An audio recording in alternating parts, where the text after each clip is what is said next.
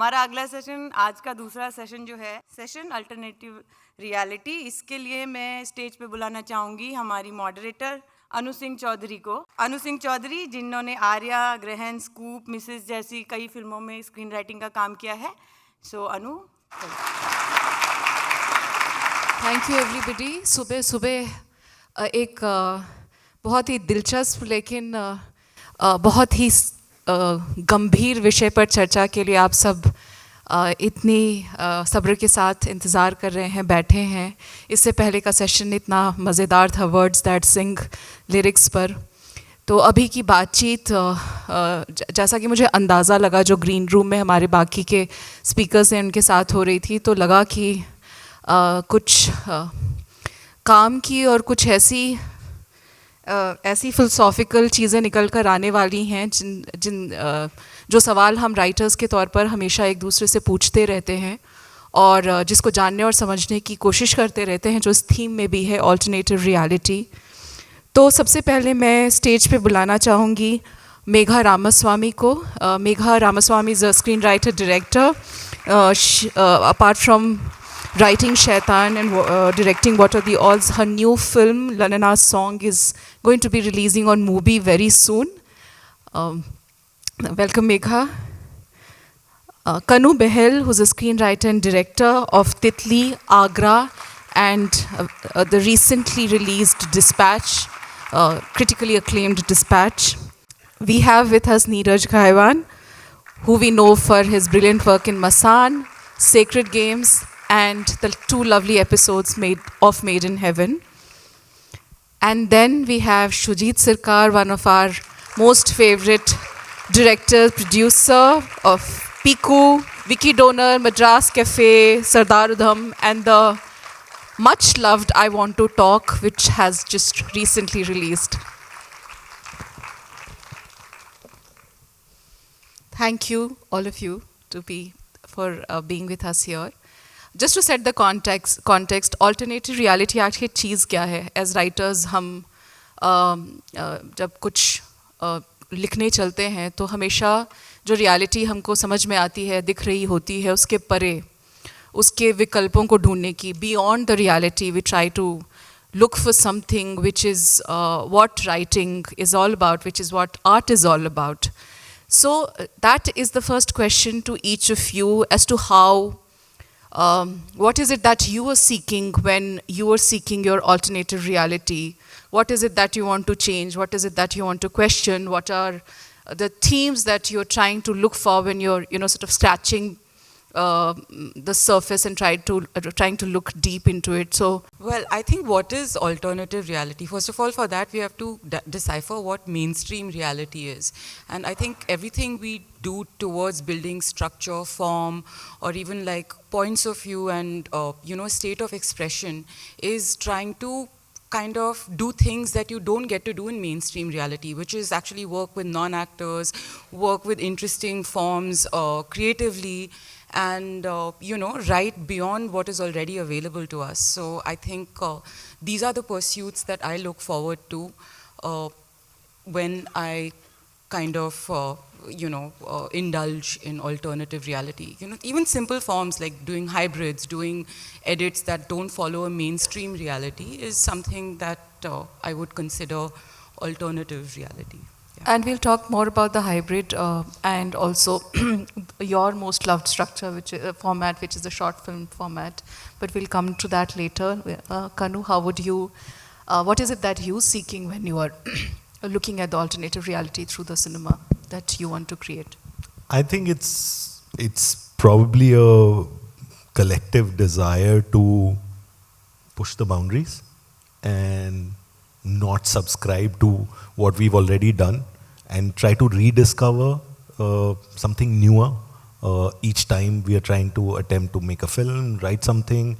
However we engage with cinema, I think I'm also looking for just stepping away from this boredom and treating cinema again like an art form, which it is, whether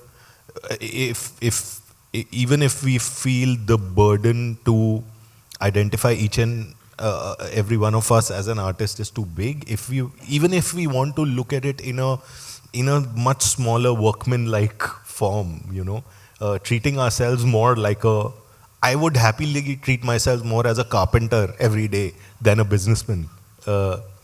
So just moving away from this idea of cinema as a business somehow, which we have too much in this city, which I feel is, okay, yeah, it's a business, but then everything is a business. So what are we doing with it? So yeah, I just want to move away from this idea. Very well put. And Neeraj, actually, let's just take one step ahead and look at some of the themes that one wants to explore when one is seeking one's own reality through the cinema. So what are these themes which are very dear to you, some of which we know already, the identity that you have not just embraced but have really empowered in that sense and have sought in every story that you tell. So what is your motivation to keep keep going back to seeking that identity and bring it back to the forefront when you're doing your writing and filmmaking? I mean, currently, actually, in cinema, if you see in our country, the reality of this country is now the alternative reality, and hyper reality has become the reality of cinema. Dystopia, yes. Yeah, I mean, I don't want to go that far, but like, you know what I mean. So that's what I feel these days, and the reality that actually exists in this country, it has to be sanitized, it has to be presented in a different form, and you can't truly make something that's like reflecting our times and society.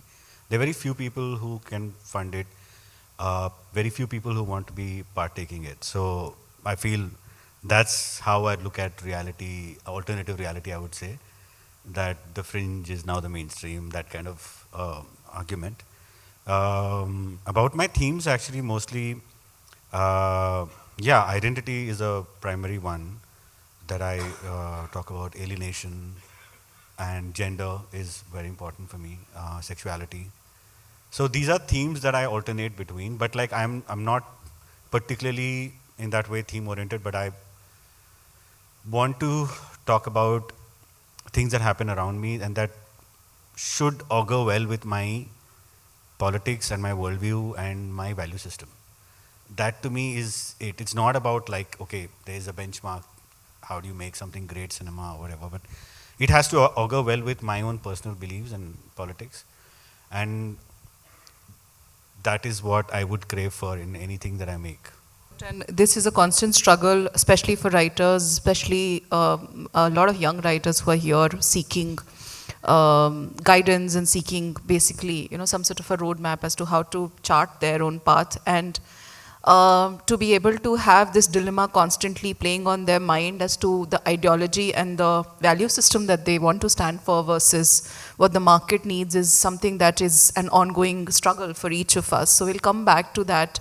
But just going a little forward and actually talking about the films that you've made, Shoojit, which the one thing that is evident and very clear is that you actually, apart from a couple of in Madras Cafe, but if we were to look at them also closely, we would probably find humor there also. The one thing that you constantly lean into is using humor as a tool, whether it's Gulabo Sitabo or Vicky Donor, Piku, or the recent I Want to Talk, where there's some such complexities of your relationship, but it is Arjun's deadpan humor which pulls it through. So how do you see humor as a tool of saying something which is not only difficult to say or express, but also becomes a tool for it to say the unsaid? I don't know about that, but in terms of if we connect it to alternative reality, then before I came to cinema, my dream was to play for India and play against Maradona. So that was my reality, at that time. I was having an affair with a Hollywood actress and a Bollywood actress when I was young. That was my alternative reality. I wish that had happened, but it never. So, but I also would want to make, I loved Top Gun. I would love to make a Top Gun, but I can't make it. I've tried a couple of times making a script like that, but I could never make it. I would also like to want to make Schindler's List. I would also like to make Ray's Pother Pachali. So everything, you know, a lot of things have attracted me. I won't say that was an escapism for me, but for that moment, of course, I just wanted to be on that alternative world. I know it's very utopian or dystopian, whatever we can say that, you know, that we always, through cinema, we are creating. But now it's a very personality driven, who you are. So, if I take a reference from, like all my films, my references are mostly from Hollywood films. So there have been a reference of certain kind of a cinema for me to come to my reality and say it through the craft, what Hollywood or Ray or Ghatak or somebody has done it. So I think there's a thin line between reality and this alternative reality. So there's very, very thin line, you know. But it's a very, as I said, it's an inner reflection which should be, you know, projected in your reality that you are presenting or writing, or for example, if I am framing, that framing also will depend, you know, how you have, like, you know, Neeraj said, ki what is who you are and how have you seen things. You asked me for humor, but I don't know. I mean, you know, one of my, I thought I was making some serious films, and I make really films with a lot of statement. But one of my assistants told me, sir, you are humorous.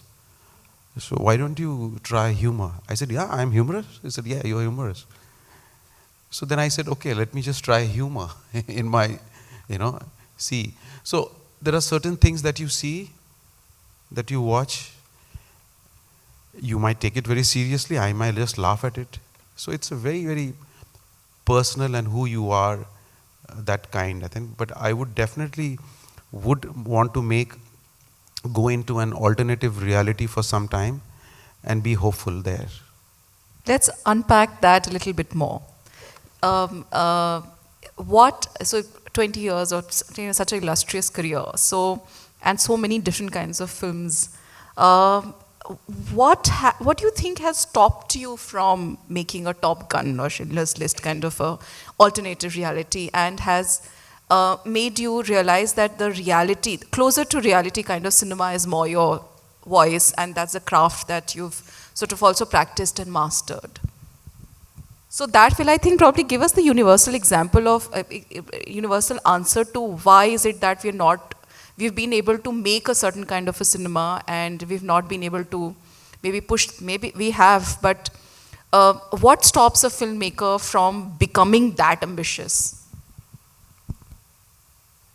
No, I don't know. I mean, you know, that's a purely your courage. I mean, you know, maybe I didn't have the courage to take a step on that, you know. Wherever I felt my comfort level of, okay, I can achieve this from this particular subject, I did. Wherever I could, you know, stretch myself, I did stretch myself. But again, it's a very personality driven, you know. I mean, how patient are you? Like Neeraj is making a film after 10 years. So, you know, 10 years, I won't have that much patience. You know, as soon as the script is ready, I just want to somehow finish it off quickly. I won't go for any even fourth take also. I'll one take okay and I'll move on. Same. So,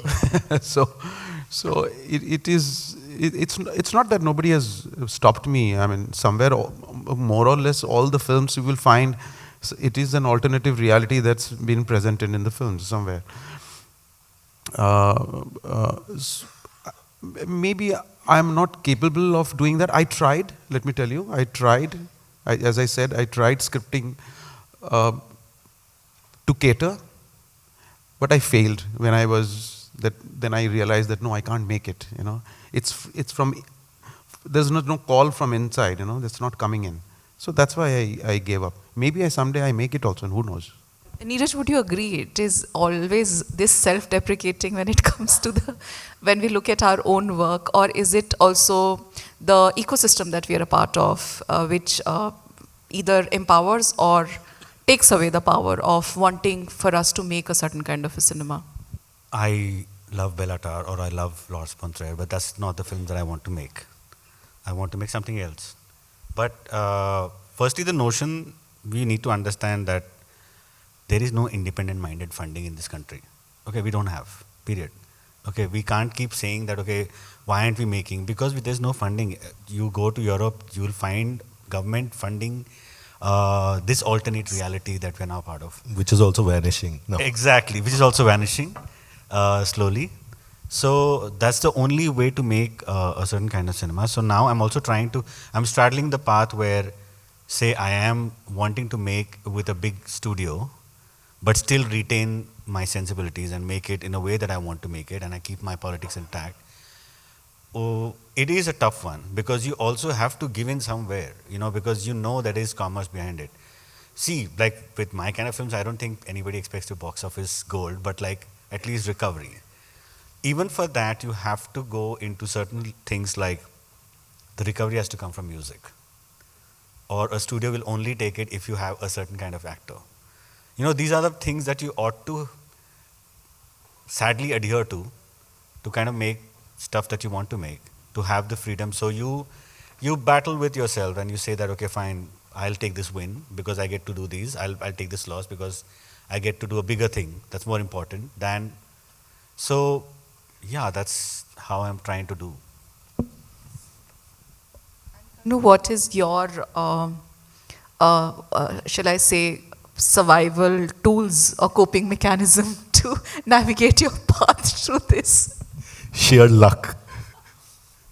I don't think you can have any tools. You just fumble and you're just trying to do the best you can. You're just trying to be as stubborn as you can possibly be for as long as you can and hope for the best, But just to also take what Neeraj was saying a little forward on that, I was actually speaking to someone a couple of days back, and I had this really interesting conversation where they were saying that there are only two ways to do this today. Either you work for the church and, like Michelangelo, make what they want you to make and subscribe to that, and within that find what you want to find, or you're completely outside of the system and you're saying, I'm doing what I'm doing and fuck off everybody else. But for that now, today,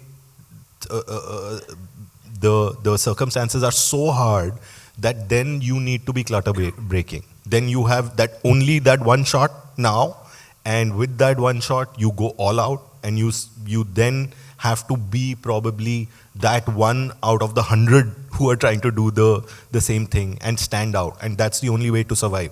So either you survive that way or you survive this way. You pick which way you want to survive. And obviously one is tougher than the other, but both are tough in their own ways. Any film anyone is making is really tough. Can I add something to what Kanu is saying? Is also every film has its own individual journey. It's so difficult to generalize or infer and analyze that you can follow a trend or something, because like we both was in the same year of Cannes, but both our films had different journeys. So you can't even. It's so difficult to even like extrapolate and sort of read and understand and going forward what you use from this input. Every film has its own troubles and its own like things, For the sake of the panel and to keep it in the way joined from one thread to the other, Megha, you also agree, and you've had a long journey as an independent filmmaker, and you've also experimented a lot, not just with themes and the subjects and the stories that you tell, but also with formats. And you've really gone, and in fact the current film that you're trying to make is also something which has never been made before. It's a kind of space and world that has never been explored in that sense. So what are the kind of do's and don'ts that you follow, and how do you keep it together for yourself as a filmmaker? Again, speaking about the current film, there's no money that's come from India for the current film. It's all been European funding. I think, Kanu, you would be aware of the Absolutely. processes of European funding. So yeah, when you're an independent filmmaker and you make that choice, you understand that nobody's going to fund you in India because that era is over. You know, that era is completely over, and it's a lot of commitment. And also when you're experimenting with form, you know, the view is that, oh, this is so eccentric. So you never know how to find that path. And like Kanu says, you have to keep at it, you know. And sometimes, you know, you don't have a choice because it's backbreaking. How much of this will you do? You know, where are the salaries? Where's the money? How are, you know, will it ever release? Will it ever release?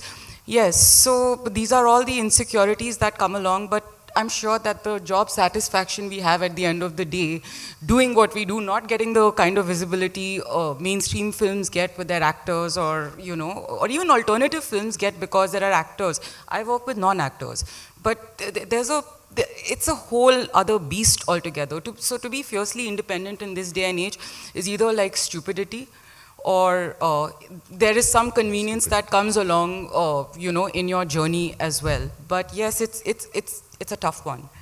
And as far as formats and form goes, I think it's a very personal choice. Like, again, when you're building an alternative reality through your film systems, you choose to do hybrids, you choose to do surreal, you know, compositions. And again, like Kanu said, cinema is art. So it's our understanding of cinema and how we choose to continue a vocation that we have loved, you know, all our lives. And hopefully we continue to get to do that, but I don't know. It's a very glib time for independent film all over the world. Even European funding is kind of stranding us right now, because even if you get 90% of funding, that 10% can make you wait for 1 year to make your film. Yeah, So, I mean, for Agra, I had 40% of French finance a year after writing my script. I had to wait another 2 years to get the Indian 60%. After having 40%. So you're essentially going to a producer with a project that is 40% funded. It's not a small thing. So, yeah. I'm going to ask a very fundamental question, and whoever can choose to answer for the sake of the writers who are here. Does that mean that you cannot be a writer of an independent film at all, or you shouldn't be aspiring to write that kind of a film because your film will never get made? You should be writing that film only and only if you think you can produce and direct. Well, I'm not from the independent film fraternity, I would say. I mean, I've made films independently, but I've also produced a couple of, you can say, festival films, what we term as, you know, last year it was Deep Six, this year is Umesh Chronicles. So I've grown up watching these films. I've grown up also learning from all, going to festivals, but I could not make those films. That's a different point altogether, but I could not, I tried, but somewhere I've catered it to a little bit of the gallery. But, I mean, I have applied the similar independent model. I call it a Galileo Galilei model. So, yeah, so Galileo Galilei model is very simple. I mean, it's purely from my theater days. So what Galileo Galilei, when he was just wanting to look up and watch stars, so he needed a telescope. So now, at that time, thinking about a telescope is also, and there was no telescope available. So for him, it was most important thing was to first get a telescope. And so how would he get a telescope? And also, I think by that time, I think Copernicus and Bruno was hanged, I think, or burned, whatever. So the church was running. So what he did was, he started doing odd jobs. Like he would make a weighing scale or some magical pulley for somebody to, you know, and then with that he earned money. And then he started getting his assistants, and then he got lenses and glasses and all those utensils from his kitchen and here and there, and then they made a telescope.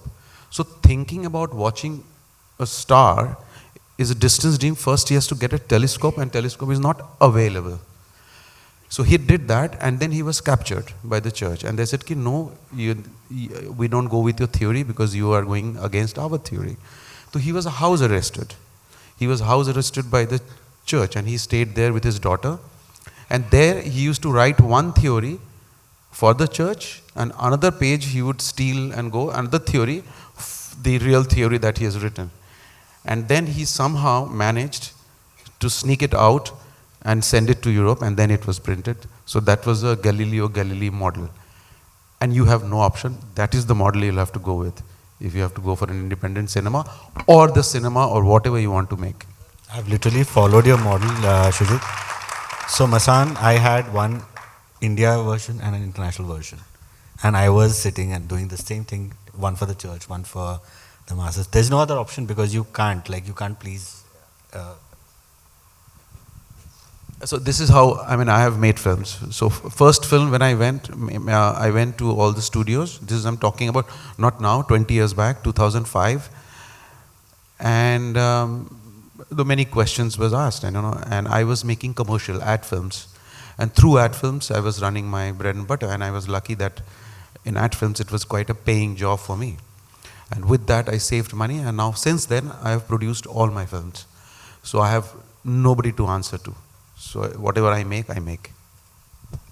Well, that's another model that I think is the most aspired one. But Neeraj, could you also talk more about the journey that you've had in the independent, like from Masan to the film that you're trying to make, which has been 10 years. So what have the struggles been like, and what have been the key learnings which you would want to share with the audience? I still actually don't know why it took me so much time to actually make a second film. Definitely a lot of self-doubt. I have imposter syndrome. So but mine is on a clinical level. So much so that I couldn't go out of my house, I couldn't speak to people, I couldn't take phone calls. Like it took me 3 years to only accept that Masan is a decent film. Like I would always shrug it off saying that, okay, this one's made it, I didn't make it. And my friends forced me to acknowledge that you made a good film. And so that keeps my thing away. And also confusion with what you want to do, because I want to reflect the times that I live in, but at the same time I want to be like, how do you make it? Because you can't.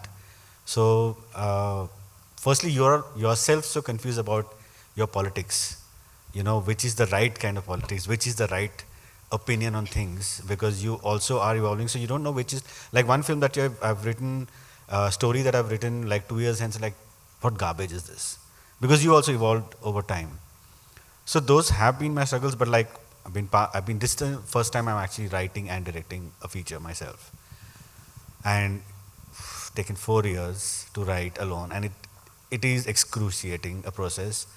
And what I have because of this whole problem that I said about imposter syndrome and what I go through, I procrastinate a lot. Even though I badly want to do this, I procrastinate so crazily that I've woken up at 4 a.m.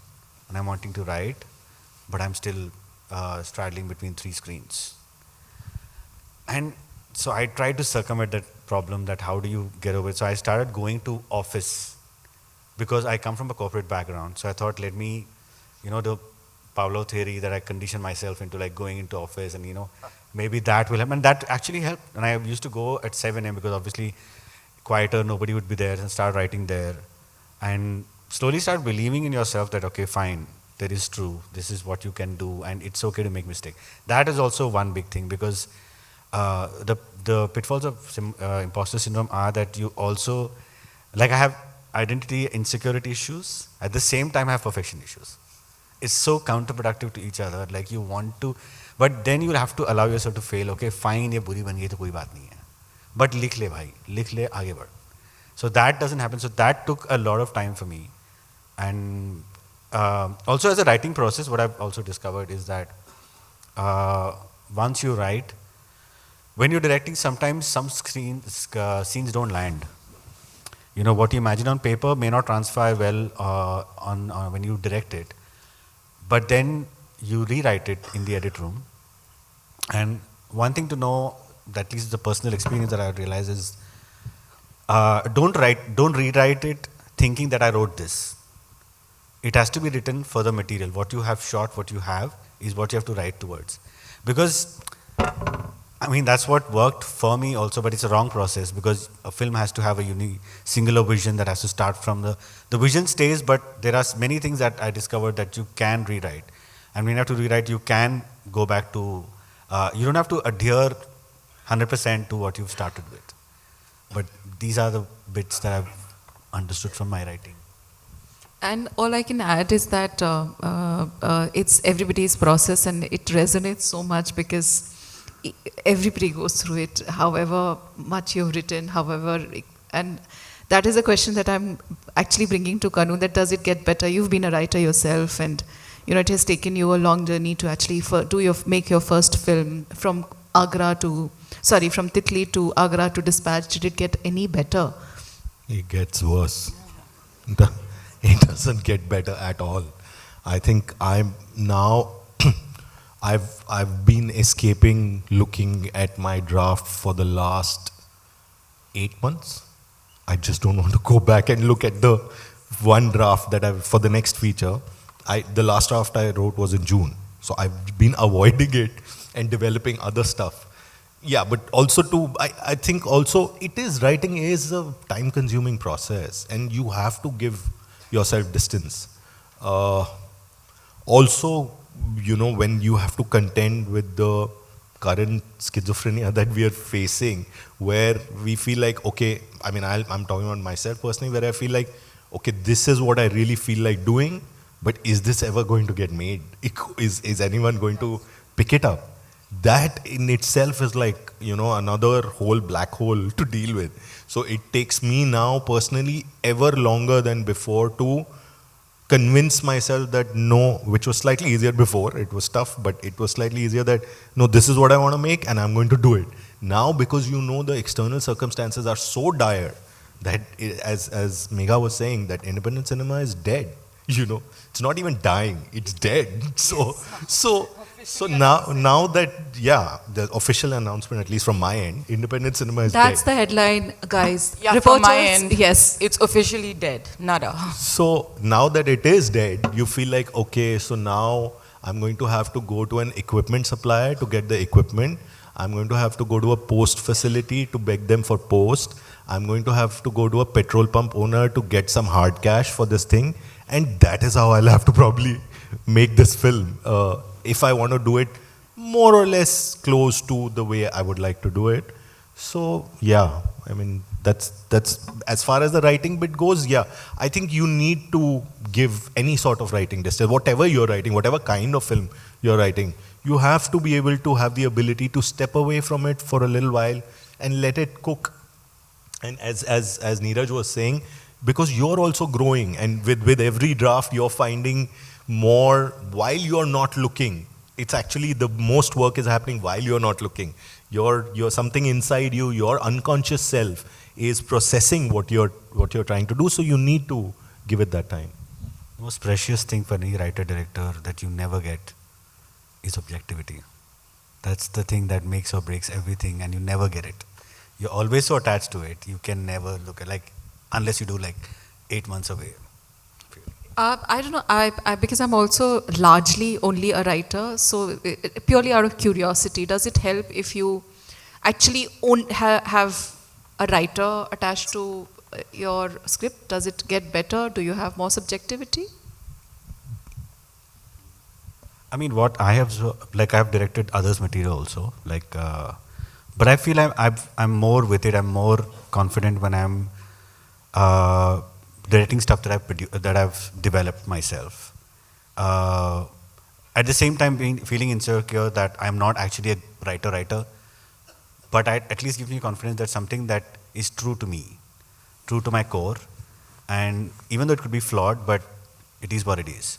But when I'm directing someone else's material, it's always this thing of, there's this mild servility that comes in, and you feel like you have to direct it as expected.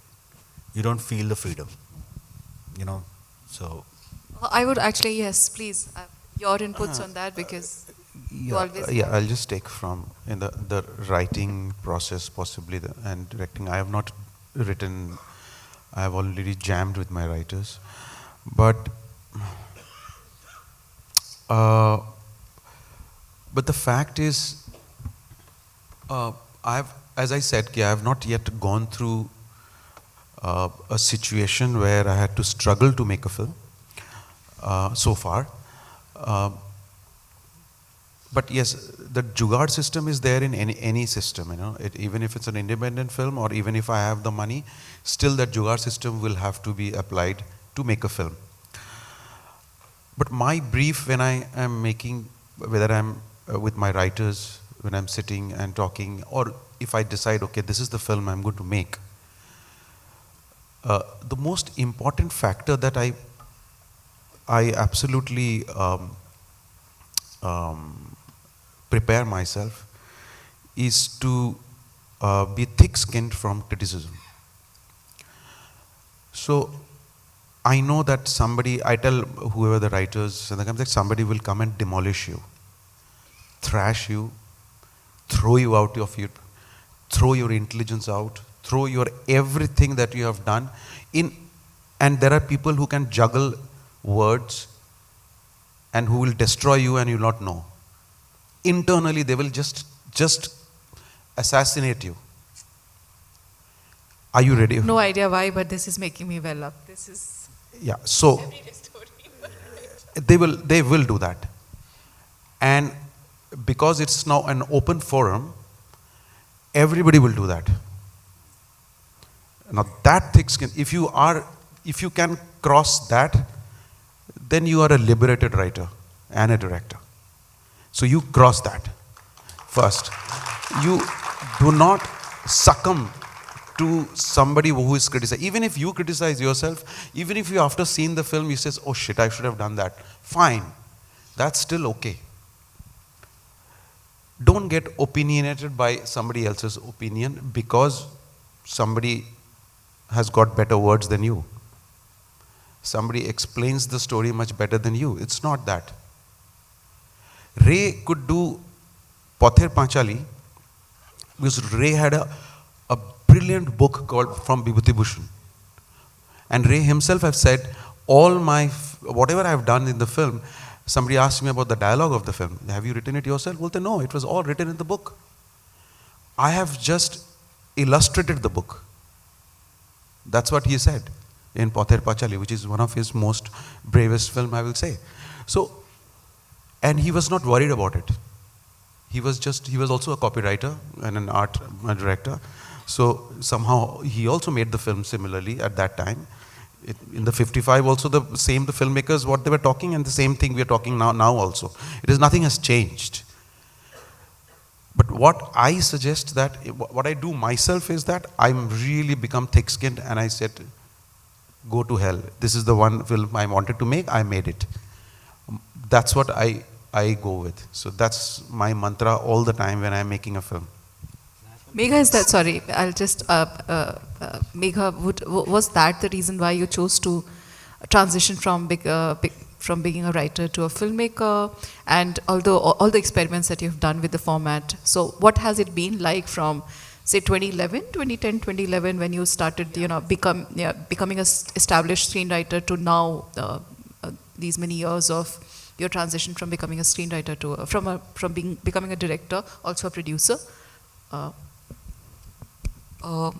I just felt that I wanted to tell my own stories. And when it comes to alternative forms, nobody is going to give you money to make them. So it's absolutely, I became a producer not out of choice, but because I had no choice.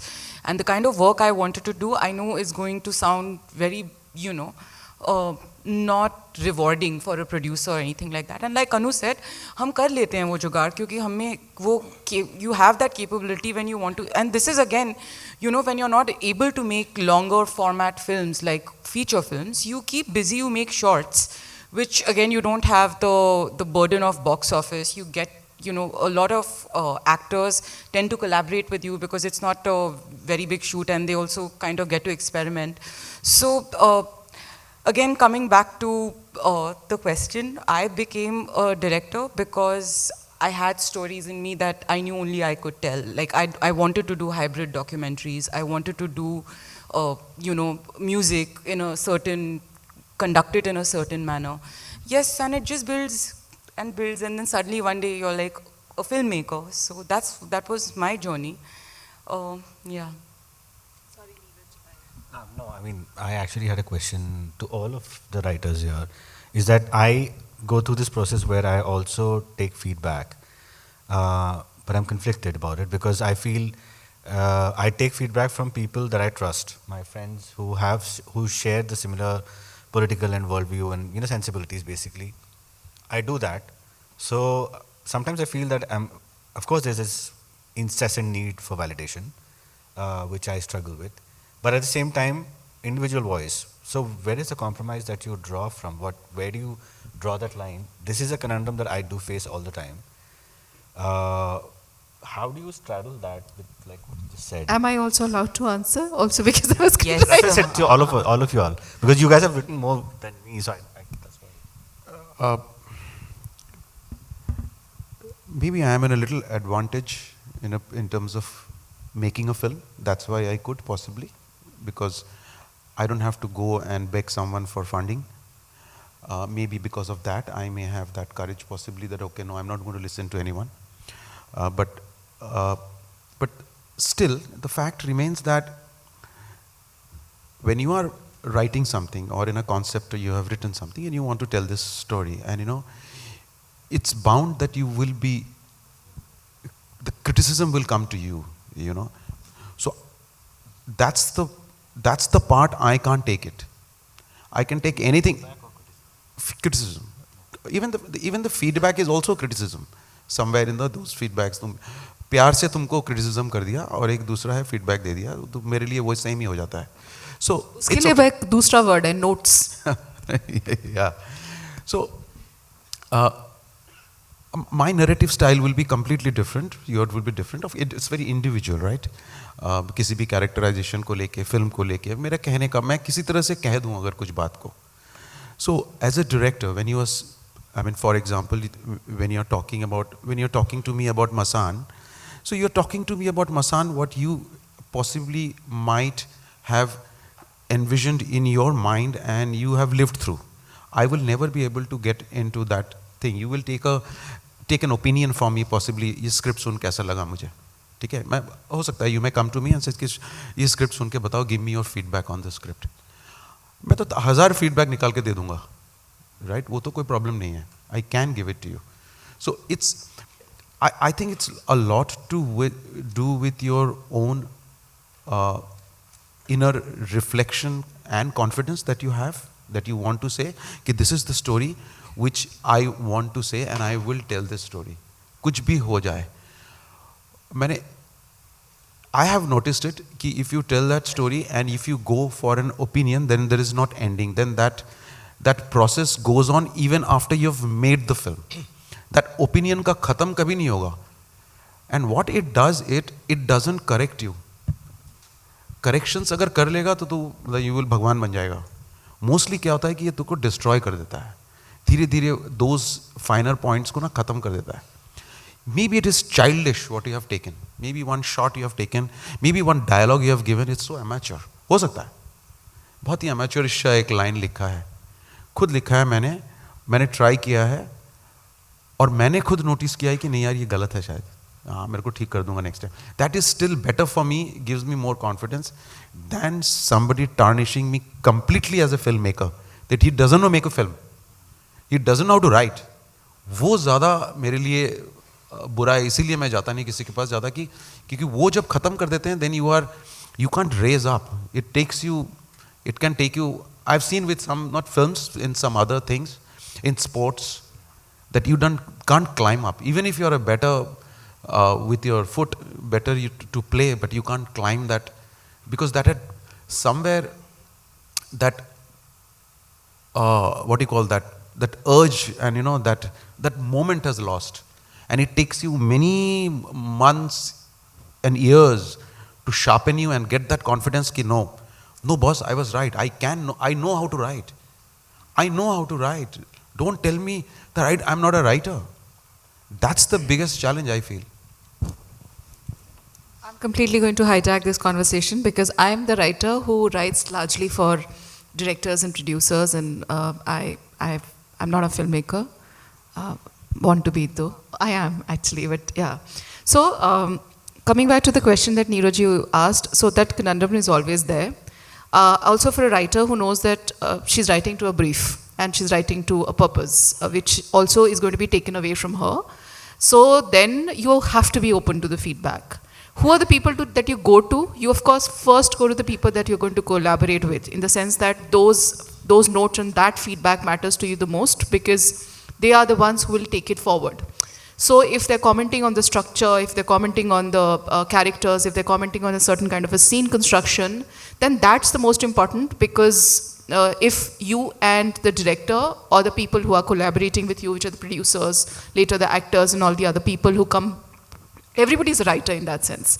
So you just have to be judicious about what to pick and what is it that you will stand for. And I'll give you 2 examples here. One is from Arya and one is from Mrs. Arya is my first work and Mrs. is my latest work.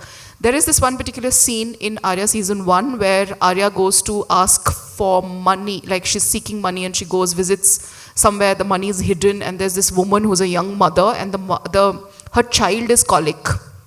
The baby is colic and she's constantly crying. And when I was constructing that scene, there was this one particular thing that I had given to them, that Arya says that ajwain de do. When she steps out, basically, she turns back and she tells the woman that your child is in pain, colic, usko ajwain ki sikke se sek do, better hoga. I had to fight for that line. Because obviously it doesn't make any sense to anything, right? It doesn't make sense to the scene, it doesn't make sense to the character, it is not taking your story forward. But I held my ground and I said that this is an important thing, because this is a mother that we're talking about, and this is an empathetic mother who can see. If you are talking about a whole, this noble woman who can see and is very compassionate, she will say this. It turned out to be one of the most loved lines, and there are especially women who came back and said that that line struck to them, and Ajwain wala scene it was called eventually.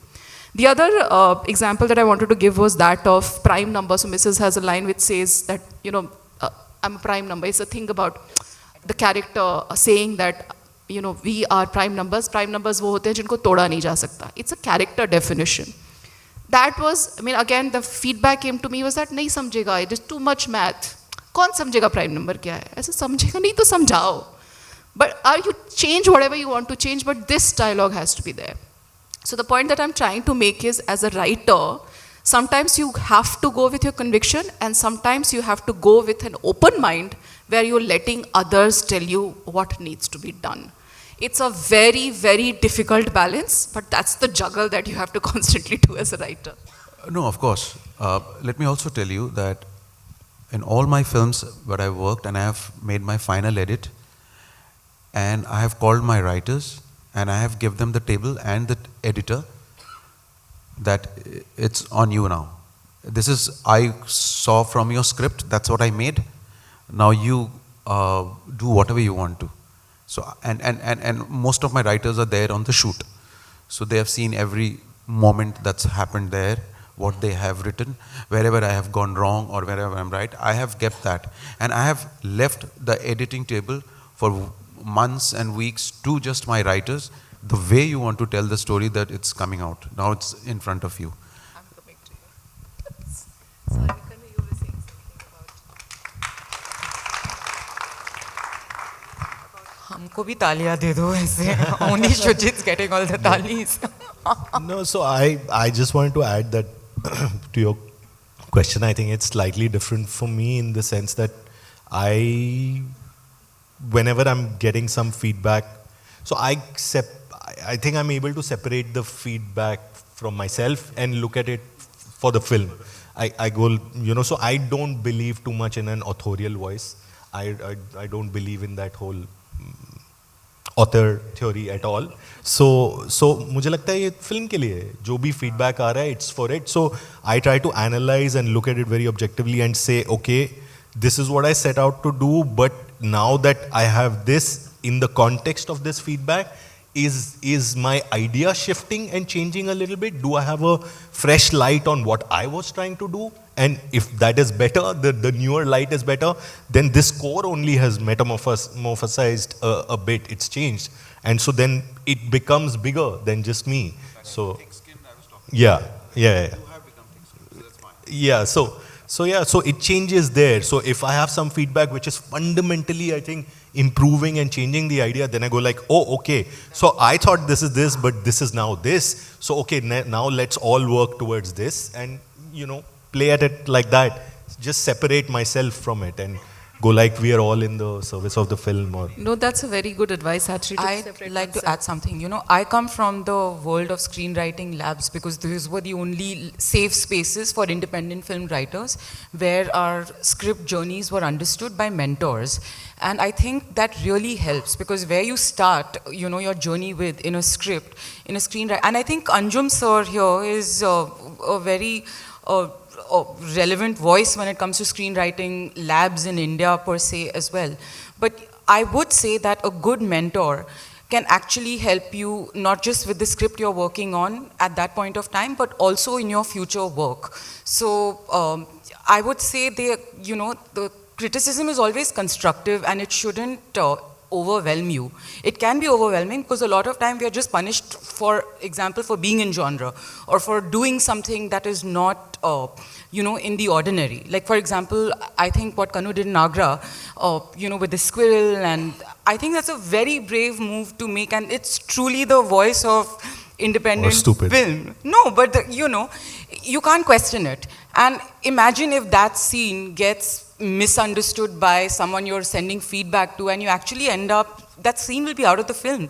So, you have to have your own clarity and conviction when it comes to your work because you are a writer. You've already made that decision for yourself at the end of the day. So never lose out on that is my 2 bits. Yeah. Very well said. But I was talking about the same. More, please. Another problem which happens is while writing, I've seen writers and directors both. I take them in the same platform. Is when you are compared. And a lot many times, because you take opinions, sometimes you read reviews also, which matters to you, and you will see that there have been comparisons. One is comparison with other filmmakers, that is one, or writer, and the second is your film, they will compare with you only again. I mean, that's hilarious. I mean, I was then that boy, and now I'm not that boy. I'm this now. So, there is a lot of difference. So there's a what evolve that we talk about. We all evolve. So I'm saying what I meant by that they will demolish you possibly, and some lines, some words can demolish your courage, was because you will be compared, you will be bullied, and you will not know about it. They're fine lines. I think, Shoojit, that's also a very specific outcome of understanding the review culture, which actually reviewers are just, punishing us. One is review. Yeah. I mean, there are many things. I mean, we go through box office also, reviews and now also, Reddit, which many is things. But I'm saying, as a writer, for me, what happens? The writer writes it, gives me the script, and I have this script, and I go to make a film. So now it comes to me. Now it's come to me, actor ko bhi chala jayega, he's shooting 3 films in a year. I am making 1 film in 3 years or 2 years. Can you imagine the onus on me that goes on, and the pressure on me that goes on also? Because at the end of the day, I'm holding on somebody's money there. So I have to deliver. I have to deliver means I have to get audiences in the theater. So it's not that my film goes to somewhere and I am done with and ho gaya, mere ko paisa mil gaya, aisa nahi hai. I have to earn also because this money has been spent there also. So in that sense, I'm saying, how strong will you be, with your ground, how strong you're standing there, still working with that money, even if it gets losses, how will you complete in the next film? Then you will be discouraged that particular film didn't work ever. So will you take another plunge on that kind of film, or you will not? which I think also then opens out another really interesting line of questioning, which is that how much of this onus for the financial aspect of it be loaded only on the filmmaker, producer, director, whoever, you know. We had a time in our history where we had a burgeoning film culture. We had organizations who were actively looking to support cinema. Cinema NFDC. whose be-all and end-all was not just making money, you know. So this, I think, also we should all be asking this question, what happened? What happened to that? Are we all, have the rich gotten so rich and the poor gotten so poor that all voices are dead, that you're not allowed to speak anymore, other than making money and survival? There is no other conversation to be had. And then if there is no other conversation to be had, then are we human beings? What are we doing? If we are just surviving, if we are just talking about how do I make money, not just about film, not just in the context of cinema, I'm saying anywhere. That's the conversation we are essentially dealing with. So, you know, I mean, that's going to reflect in our cultural scape. So that's a very profound one, and I don't think there is any very simple answer to that line of questioning. And of course, that is an interrogation that is constantly, that's a self-interrogation that's constantly happening. But just for, you know, because there are a lot of aspiring writers here, and which is why I'm bringing back the question again and again to what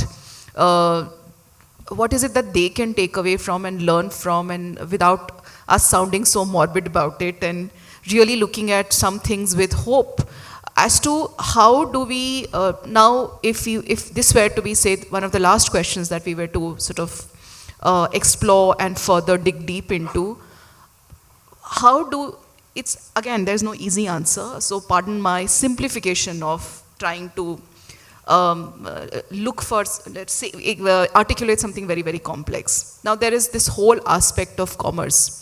There's this whole aspect of collaboration which we cannot deny, because there's so many. We're not making films for ourselves, we're making films for, like Shoojit said, about for the world and for people to watch. And there's so many collaborators that you are in that sense accountable to, including the people who are investing their time and money into it.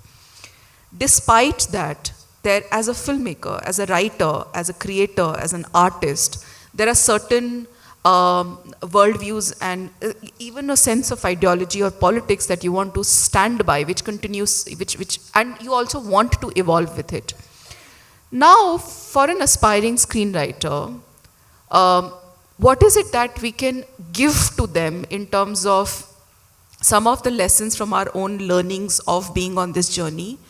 That what is it that is what should be non-negotiable for them, and what is it that they can, you know, sort of explore more with and navigate their way through? I would disagree that it's a morbid conversation. No, it is not. It is very inspiring, I think, because what I am trying to say is, you protect your vision. Whether you're catering or even not catering, you protect your vision. That's what's most important. That's I am trying to protect myself, is by saying about whether it's criticism or money or catering or production or a director.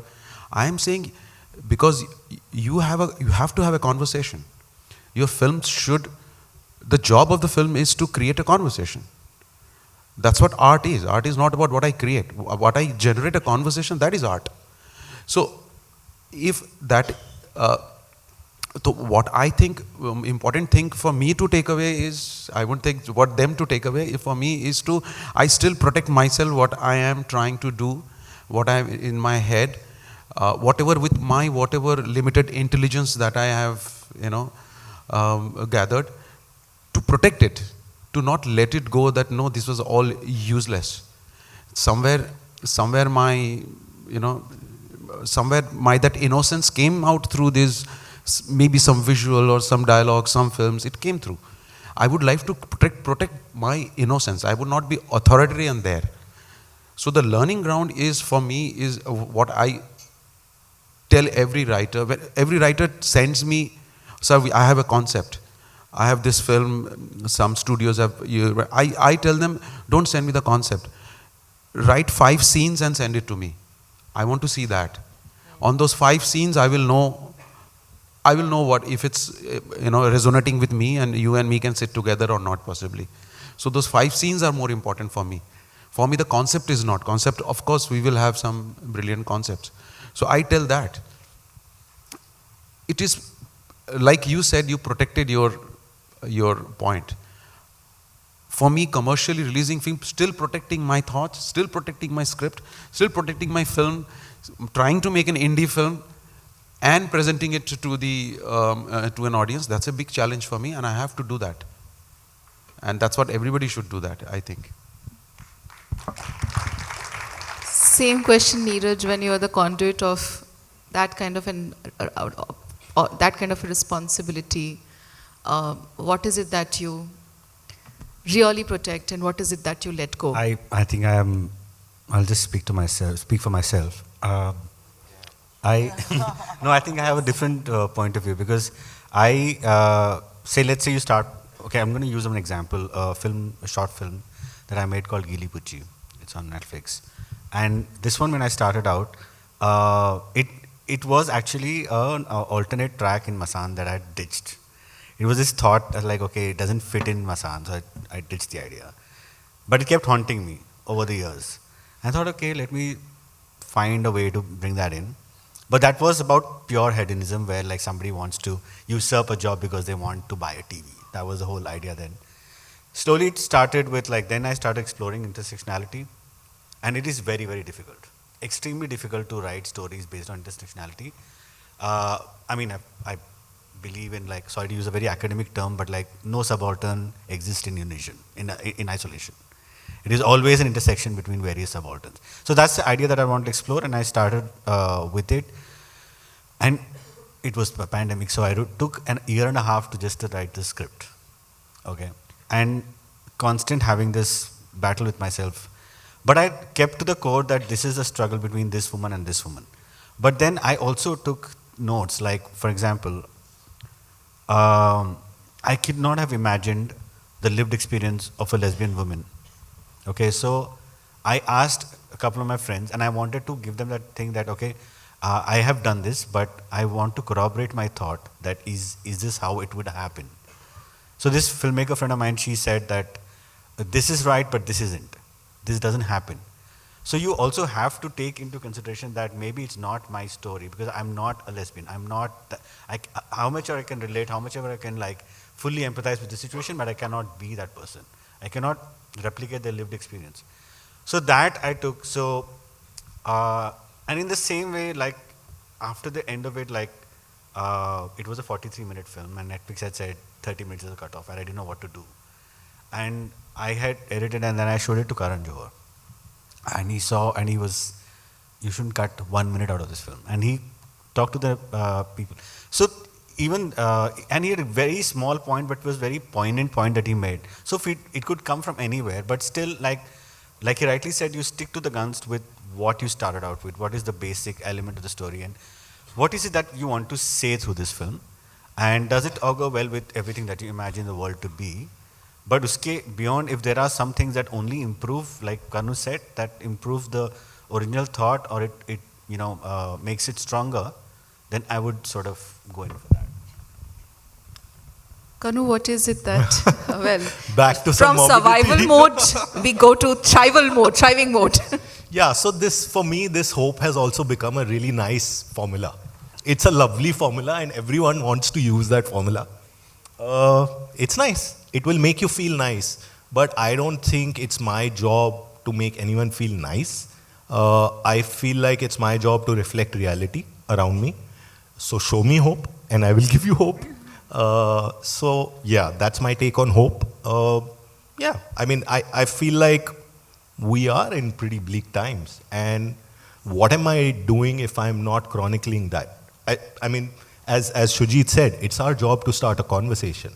So, there are many ways to start a conversation, and I feel like a more riled up conversation probably has the potential to cause more chaos. So maybe that's where I'm coming from.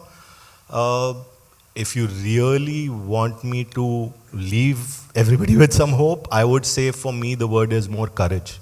I would like everybody to hold on to every last bit of courage that every one of us have.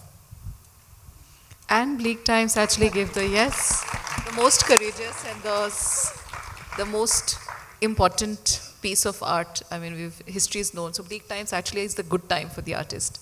Megha? Yeah, absolutely. I would say, I think first of all, this panel, represents a gamut of reality when it comes to independent alternative reality. Over here we have Shoojit, who is in the other, who has been able to collaborate with a mainstream medium and have like these lovely, I mean, it's wonderful what you've done. Then we have Neeraj, who has had a balance between Masan, Made in Heaven. Then we have Kanu, who's just stuck to, the independent film medium. But with Dispatch, you have also kind of moved away from the hyper-independence, Yeah, somehow banged my car into one of the walls. Yes. So I think what you can take away from the panel is hope. That there, all of us can exist and all of us kind of exist in an alternative reality. When it comes to me, I would tell you to do things that I didn't do. I isolated myself so much in the independent world that I did not let avenues open for me. And there is one thing you need to understand about the alternative world is it's A, very lonely, B, there are no means. And there are literally no means to survive, and suddenly you're 40 and you're like, I've been making independent films for 20 years. Where did it happen? So I think what is most important is that the art of asking is more important, because you never know who will take a chance on your idea, on your independence, because you always assume that इनको ये तो नहीं समझ पाएंगे, हम तो दूसरी world से आ रहे हैं. The second thing is, take care of yourself financially, because there's no money in the independent film world. So if you have to find that balance, you can't just, rely on European funding, which comes once in 5 years. Once in 5 years you get a cinema and the whole world is sitting at the same table. Yes, and some of the greatest filmmakers in that world are also a part of that European fund. So, yes. And thirdly, I would just say, you have already made a non-negotiable contract with yourself, saying that you are indulging in an alternative space. So I think you have arrived, and you are very much that personification of courage that we spoke about. So that's the hope that we all got. And we're in this together. And art and cinema is nothing but alternative reality. So we have some panel questions from audience questions here, which I will take. A lot of it actually will be repeat of what we've already discussed, but just for the sake of reiteration and reinforcement of what we've been saying, I'm just going to take these questions. So the first question is, how does one do justice to the theme of film or show when you're representing an alternative reality? Does it solely depend on personal beliefs and ideologies, or does it go beyond that? Neeraj, would you like to answer this? I mean, I think I said something similar already, because it's like sometimes there are 3 pages of notes from a studio. You know what I mean? Okay. It is a tough battle. What do? You have to fight it out. You have to retain what your vision originally is. That's where I feel, and इसी से related that one point that I meant, that about adhering to themes and how you want to stick to it, is also coming from the fact of how do you hone your writing. One of the things that is often overlooked, I feel, is that not everything is there in the books. Yes, you read books, but a true writer will have an experience, a world experience that you have to go through. You are an artist as a sum of varied art forms, various experiences that you could go through.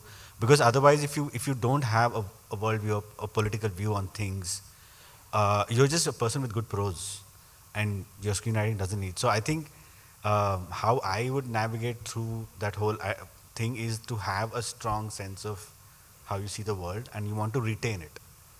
I would somewhere, like you said, you have to give in to the easier points, but negotiate on the harder ones. So I sometimes give in, like, okay, fine, you don't like the scene, okay, fine, but give me this one. Even it could be just like a look or a half a line, which is deeply political, And maybe for me, that is more important than maybe this one scene which is like rambling on. Just because it's nicely framed, I want to keep it. So, okay, fine. I can remove that. So, yeah, maybe I'm copping out. Just to add there, I think, like, for example, Shakespeare's Romeo and Juliet has been played some million times.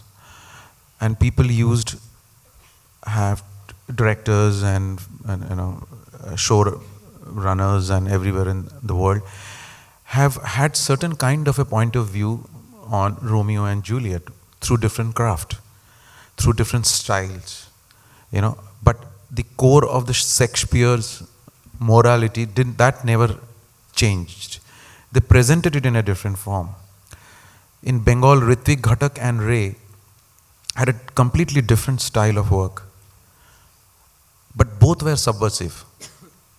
Both had that subversive nature which you couldn't, if you see the melodrama of Ghatak versus the Ray's brutal reality also, and Mrinal Sen's brutal reality, you will see that all three are possibly trying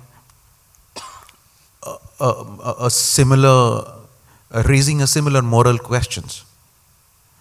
So what you're asking, who has asked me, I think it's all craft and styles, but the strength of the story remains there, possibly. It just divert you and take you there somewhere, in whatever way they can. But it reaches that one point where it finally, either it's a hope or either reality. I'm not talking about somebody will take that route through escapism, and somebody will be brutal reality. So, but the point remains that, are you rooted to that basic truth or not? But nobody knows about the truth. We just, I'm saying, but the fact, there are some things which are real, possibly. Science goes on hypothesis. So, but our emotions somewhere are true, and then again it changes.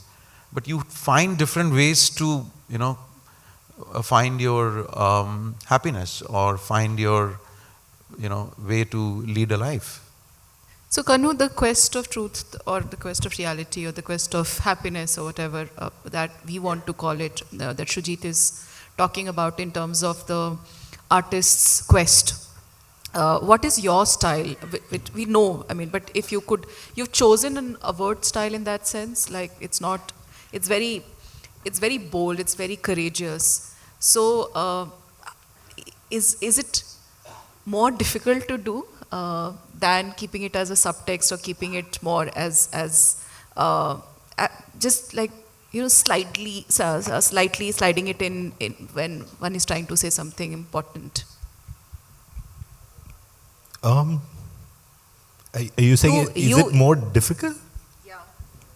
No, I think it's the same. I think making every film, as Shoojit said, is a battle.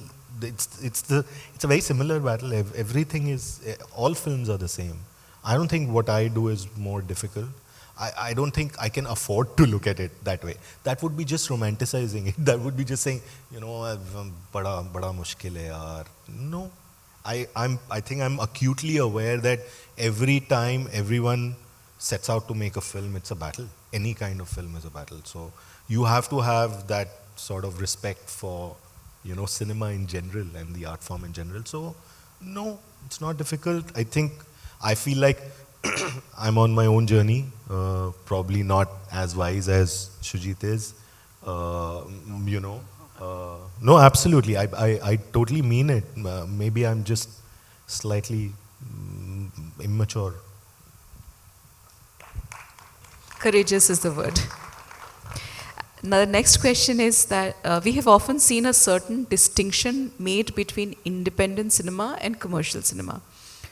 But is alternative reality somewhere similar to independent cinema? I think that's something that we've discussed a lot, but Megha, would you like to take that question?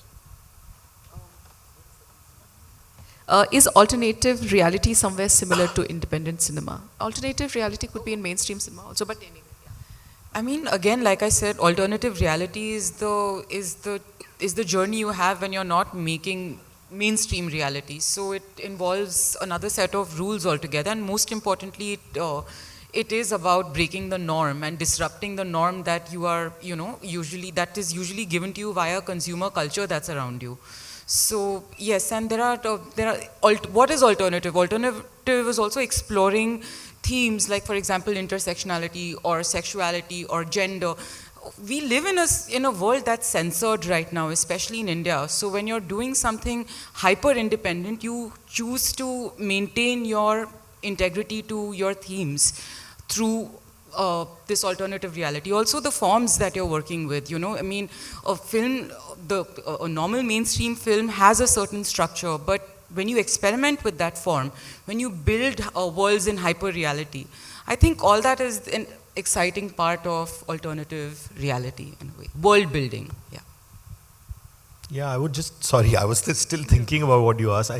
But I agree with Shoojit that, the burn rate probably with this sort of approach is much higher. That's what I So, and that is probably the difficult part, because you get tired. Even as Megha was saying, you go like, okay, after a point you're like, this is too tough. Yeah. This is very difficult. Like, how do I sustain myself? How do I go about doing this? And yeah. And that's the context in which when you were speaking, I was like, yeah, this is a much wiser way to do it, Let's take the last question now. While making an alternative reality and making it palatable to the masses, is there somewhere a chance to get lost in the translation? How do writers deal with that? Neeraj, this is probably, this will help you think about your conundrum more. But I mean, what is palatable to someone is not palatable to me. That would, the point, I don't know how to, see, also there's a misnomer to say that, okay, you're independent film, you're co-funded by a European country, but it still doesn't help you retain your original, okay? Because even they will have certain kind of inputs. So it's not like you're away from criticism. They will want to have you, like Megha must have seen and you must have seen how they will want you to do a certain way. They will want you to do some changes. They will, yeah. Like, one of the biggest challenges I face with foreign funding is that we have to hire crews that are not from India. Yes. And it just doesn't make sense. I don't want to work with a white cinematographer in a coal mine. It just doesn't make sense. Yeah, just quickly to add to this, sorry to interrupt, but for Agra, it was one of the things that caused me a lot of trouble. I had to protect the film against the gaze a lot, but still I had to hire a French sound mix crew. So I said, okay, fine, mix, Karlo, mix. But even the mix I had to redo in India again because I was so unhappy with the mix that they did. I had to then put in my own money Same thing happened with the mix Massan. in India. So I had to spend French money, so yeah, edit and post and sound. But then I came back and I redid it, and I actually have two cuts. Like, I don't think, and also the Europeans would say that, hey, Neeraj, why are you doing this? Would Satyajit's Ray make two cuts? But like, yeah, because he has independence to make it, and you're wanting me to make. So like, for example, Massan, the international cut, when Vicky starts crying at the scene where he breaks down, as soon as he starts, it's cut. Okay, so that's the idea that I'm trying to give you, because I don't I do appreciate a lot of European cinema, but I don't want to adhere to a European idiom that has become now the mainstay of, like, this is how films are, this is cinema. Why can't newer forms of cinema exist? Because why do you have to always cater to a certain European palette, a certain way of like muted? We are Indians. Yeah, we are, and it's we like Italians. We express emotions. We have. It's called wallowing in emotion. Yes. Why are you wallowing in emotion? Oh, this term, I have heard it so many times. But yeah, I mean, see, the negotiation, you can't make it so palatable.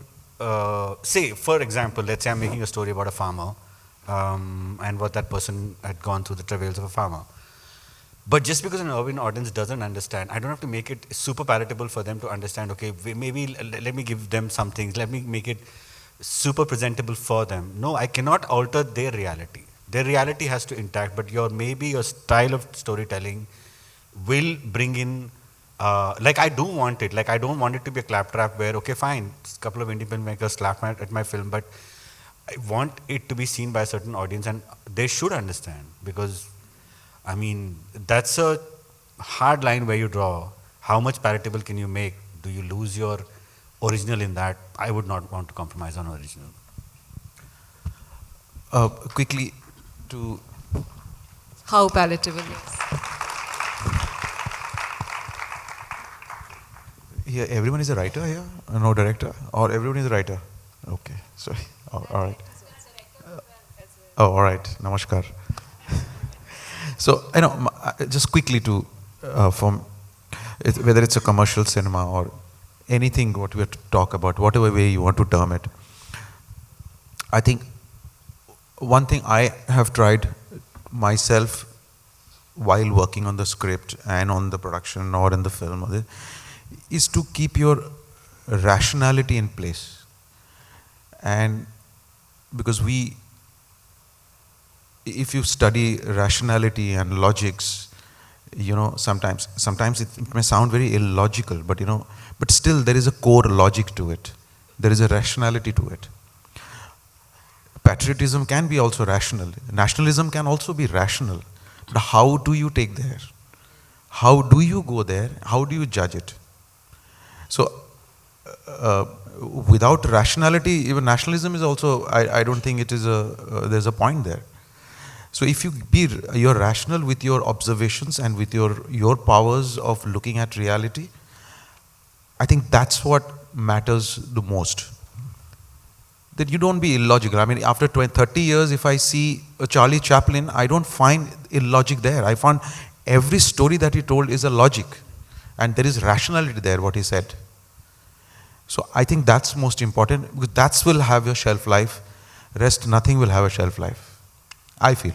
Sorry. No, that's a very well, it's a very, probably the best way to actually wrap up the session in that sense. Can I just add like please. A single line on that one particular point that you asked about how to make it palatable? That is also biggest flaw right now that I see.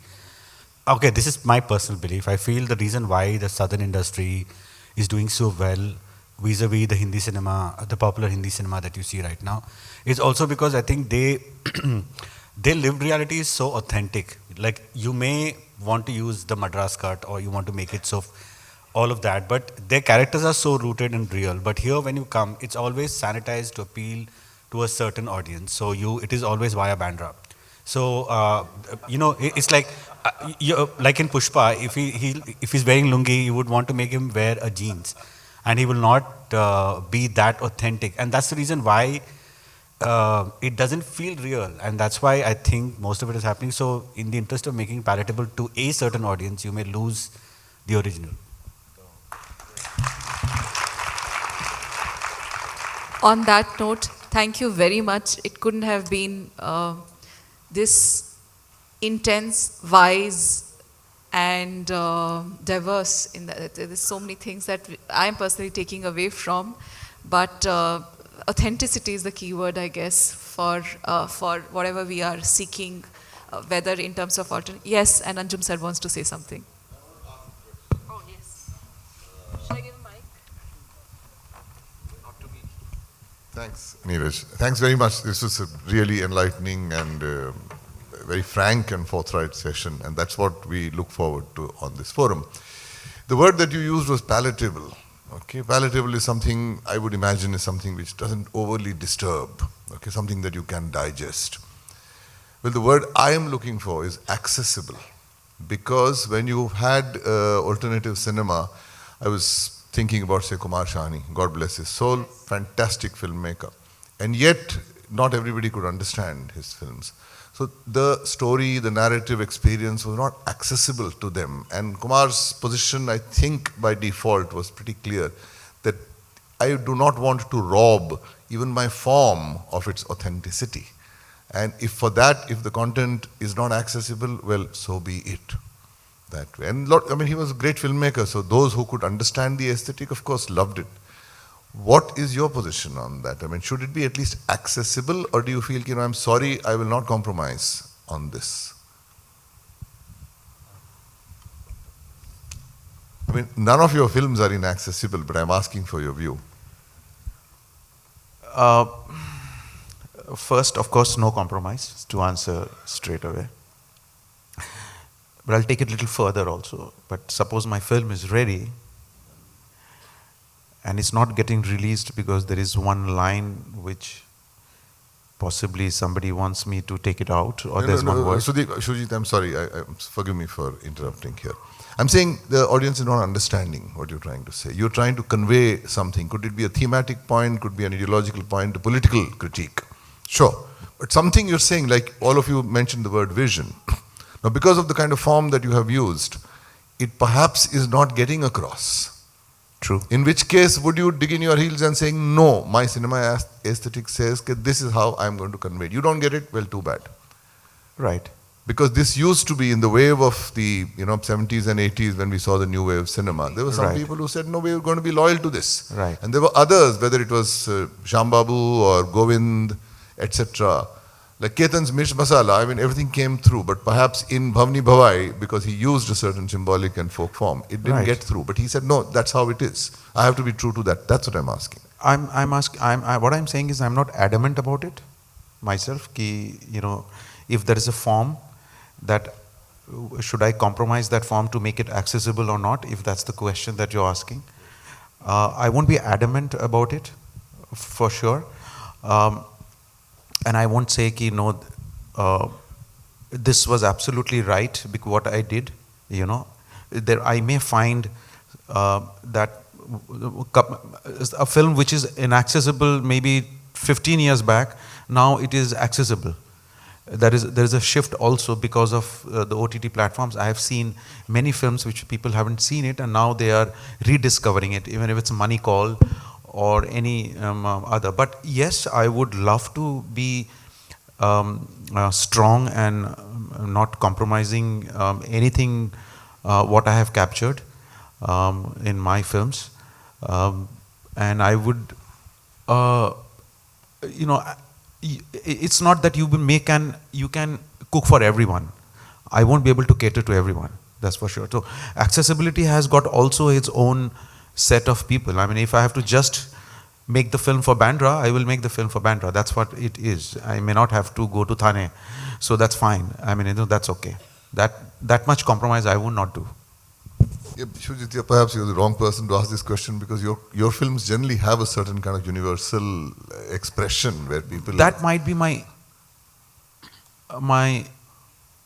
that's my intelligence, possibly. That's my maturity. That's my evolve, how I am, possibly how I look at it. That's also your cinema. I mean, that is the Yes, kind exactly. of storytelling style that you adopt. I mean, I go for really quick and fast and absurd cuts also, but some other director might want to hold on to that shot for maybe another 2 minutes.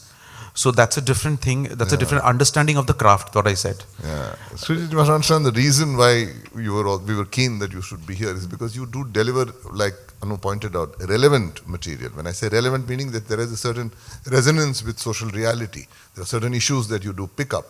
But the form in which you deliver it, I'm using the word popular, and I don't mean by that formulaic or shallow. No, I mean accessible. That it can be released in cinema halls and even everybody, effectively everyone gets the story. But the others, I mean, if you... Yeah, okay, yeah. So, but also let me tell you, I always go through this dilemma that you go asking me. I don't have a clear answer to you there, but I go through that dilemma and between this side or that side where... Yeah, because today it's become a little imperative. That baat samajh mein nahi aa rahi hai. Of course. That is what the studio executive throws at you. It may be very beautiful, but samajh mein nahi aayega audience ko. There, how do you deal with that? Yeah. I think accessibility, it's a very interesting question you brought out, and I feel it's the craft that enables you to make it accessible to certain.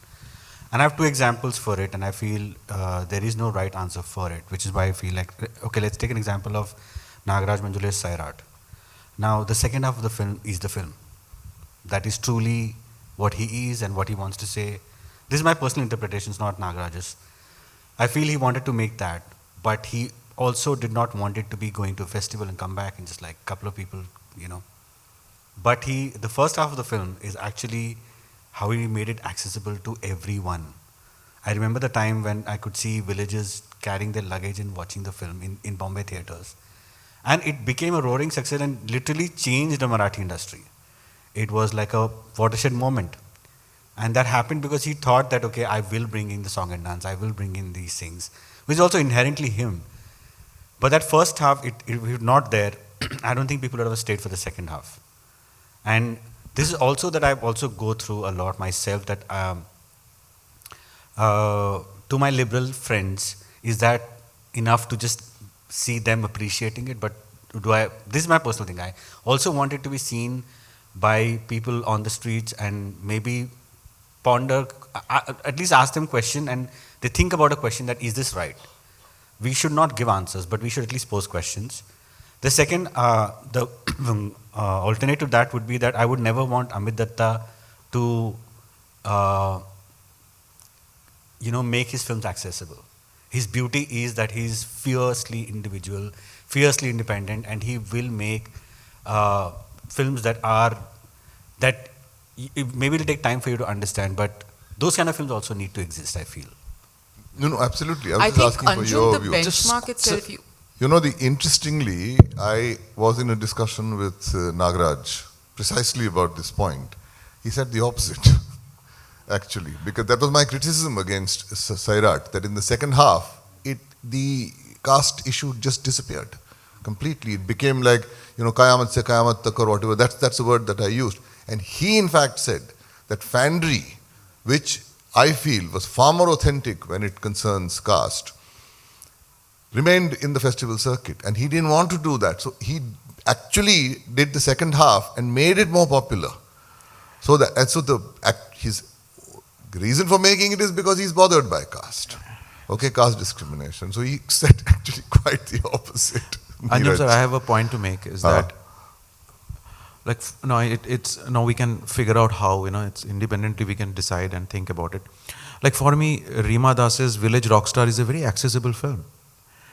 For me, the Norwegian film The Close is a commercial film.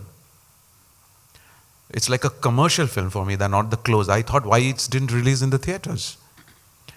What happened with Parasite also. I think Chaitanya's Disciple is a commercial film. So it should be released, and it's so accessible. There is no rocket science to understand that film. So if you're talking about now accessibility का भी definition आपको बताना पड़ेगा कि क्या है वो definition. Yeah, I completely agree. I mean, I close. Now people are watching Ray, and with all that whatever Ray did that he could not exhibit. I think the exhibition is important because of we have less theaters now. We need more theaters, multiplexes coming in, so that you have all kinds of films. These films are all there. So I'm with you. I mean, all of you on this, including Kanu and Megha. Yes, I'm just saying that today the ideology is that if the film is not validated by the market, it has no business to exist. And that's what is the overwhelming thing. I mean, 95% of the people who might support you go by this. That nahi, bhaiya, ye chalegi nahi ke andar one big factor sometimes becomes this one. It comes, sir. But now ye to, that strength you'll have to have. Yeah. No, sure. I just wanted to hear your views. Kanu, you wanted to say something? Yeah, so I mean, exactly. I agree to a large extent with what Shoojit said. For me, Titli, Agra, Dispatch are all very commercial films. They are. And I feel like, if you ask me this question, I feel like I don't have the luxury right now to be inaccessible. That's my answer. That's so true. I don't have the luxury. So, anything जो समझ में आ सकता है, जिसमें कहानी है, it's very accessible. So, Titli Agra in another world would be very, very commercial. Dispatch, all these three films are very commercial films. So, there is nothing inaccessible at all. Not about these, but like you said, in another world. Yeah. But for example, the people who fund films, they see it differently. Yeah, so that's Megha, the only you're a thing. stubborn one. I know you personally because you've been my student. What about you? I would say making inaccessible films comes because you have a certain privilege, and it's undeniable that, like, for example, even Money Call, or even, and you started with Kumar Sanu, usne Tarang, I mean, unhone kya kiya. Money Call had 18 films, none of them ever got released, by the way. So this is all, it comes with like, I think you have to have a certain amount of privilege and affordance to be able to afford this life where you can say ki audience, I don't care about that much, I care about my signature. And this is a very predominant rule in art house cinema as well. You know, a lot of art house filmmakers come from space of great access.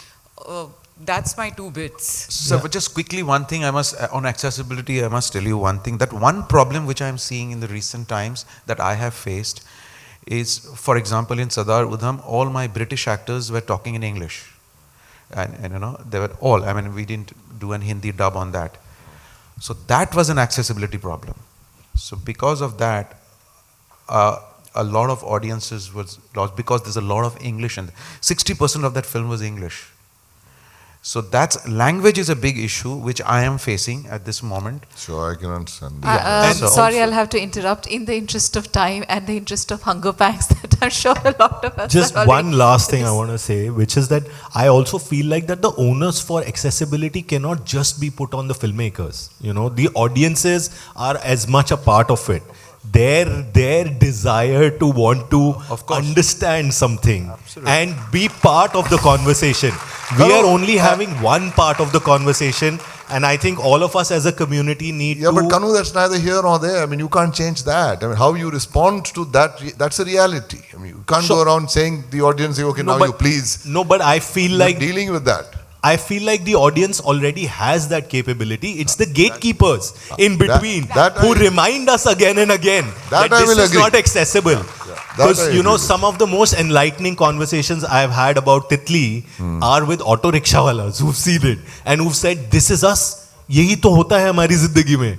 So, you know, I just wanted to mention that it's really the gatekeepers in between. Gatekeepers, yeah, that's right. Yeah. Okay, got it. Sorry, Kanu, Thank you so in like much. this.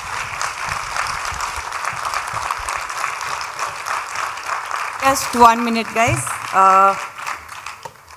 हम लोग अपने सम्मानित अतिथियों को थोड़ा सा gift देंगे, उसके लिए आप 2 मिनट रुकिए। इसके लिए, और ये मैं काफ़ी देर से बैक स्टेज में सुन रही थी, और ये सारी बातें कि अपनी बात कहने के लिए आपको संघर्ष तो खुद ही करना पड़ता है। उसके लिए मुझे 4 लाइन याद आई कि मिलते नहीं सहजी मोती गहरे पानी में, बढ़ता दुगना उत्साह इसी हैरानी में, मुट्ठी उसकी खाली हर बार नहीं होती, क्योंकि कोशिश करने वालों की कभी हार नहीं होती। इसी के साथ मैं इसी के हमारे 2 मेंबर दीपांजन रॉय और सिद्धांत मक्कर को स्टेज पे बुलाना चाहूँगी कि हमारे अतिथियों का सम्मान करें।